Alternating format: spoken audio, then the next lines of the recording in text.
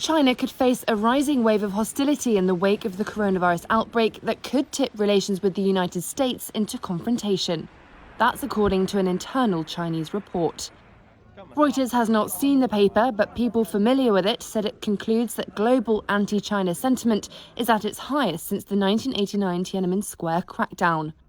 Reuters couldn't determine to what extent the stark assessment reflects positions held by China's state leaders, and to what extent, if at all, it would influence policy. But the presentation of the report shows how seriously Beijing takes the threat of a building backlash. Relations between China and the US were fraught before the outbreak, with deepening mistrust and friction points from US allegations of unfair trade and technology practices to disputes over Hong Kong, Taiwan, and contested territories in the South China Sea.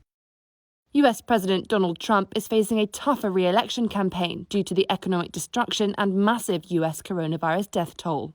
And according to officials, the Trump administration is now turbocharging an initiative to remove global industrial supply chains from China as it weighs new tariffs to punish Beijing. Meanwhile, Secretary of State Mike Pompeo has been adding to pressure on Beijing to answer questions about where the new virus came from. He said on Sunday there was a significant amount of evidence that it emerged from a Chinese lab. Again, remember, this isn't the first time that we've had a virus come out of China. Reuters sources said the internal paper concluded that Washington views China's rise as an economic and national security threat and a challenge to Western democracies.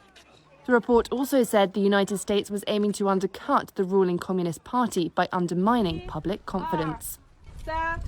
A spokesman for the US National Security Council declined to comment, and the Office for the Chinese Foreign Ministry spokesperson said they had no relevant information regarding the report.